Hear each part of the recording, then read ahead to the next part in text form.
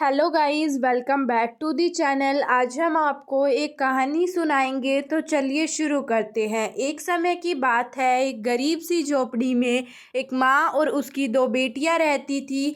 वह दोनों के पास एक ही कमरा था। वह वहीं पर खाती और वहीं पर सो जाती। सुबह उठकर वहीं अपना कबाड़ी वाला काम करती।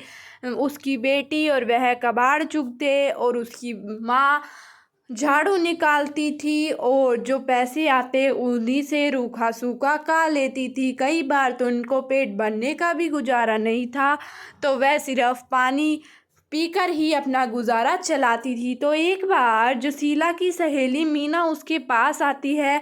वह एक सेठानी के काम करती है। वह उससे पूछती है कि मीना, तुम एक सेठानी के काम करोगी क्या? तो वह उसे हाँ कर देती है। तो मीना पूछने के लिए चली जाती है। तो वह सेठानी बहुत ही अमीर थी। उसके पास कोई भी चीज़ की कमी नहीं थी। उसके पास सारी चीज़ थी। उसकी एक बेटी भी थी। तो जो मीना है वो उससे बात कर लेती है और वह उसको काम के लिए हाँ कर देती है। तो वह वापस शीला को बताने चली जाती है। वह शीला को कहती है, बहन तुम कल से आ जाना, मैंने सेठानी से बात कर ली है।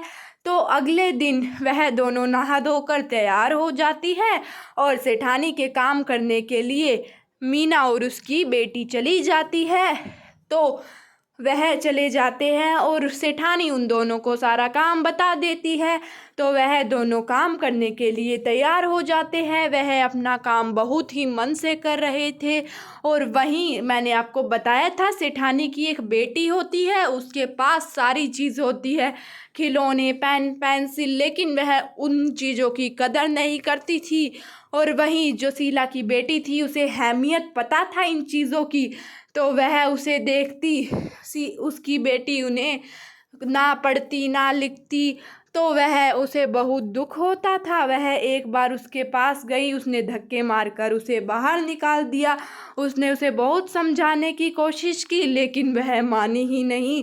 तो आखिर में वह अपना काम करने लगी। उसे बहुत दुख होता था। तब वो कॉपी का अनादर करती थी, क्योंकि उन्हें उस चीज़ की अहमियत पता था। तो एक बार सेठानी की बेटी का रिजल्ट आता है और वह बहुत ही गंदे नंबर लाती है। तो सेठानी को गुस्सा आता है। वह उसे आवाज़ लगाती है। तो वह आती है। वह उसे कहती है, तुम्हारे इतने गंदे नंबर आए, तूने मेरी सोसाइटी में नाक कटवा दी। तो उसकी बेटी उन पर चिल्लाने लगती है। वो कहती है, पढ़ाने की क्या ज़रूरत है, मैं तो पढ़ना भी नहीं चाहती। वहीं दूसरी तरफ मीना और उसकी बेटी दूर खड़े होकर देख रहे थे वह सारा तमाशा। तो तभी मीना उसके पास आती है, सेठानी को कहती है, जी आपकी बेटी को आप समझाइए प्यार से, क्या पता वह मान ही जाए।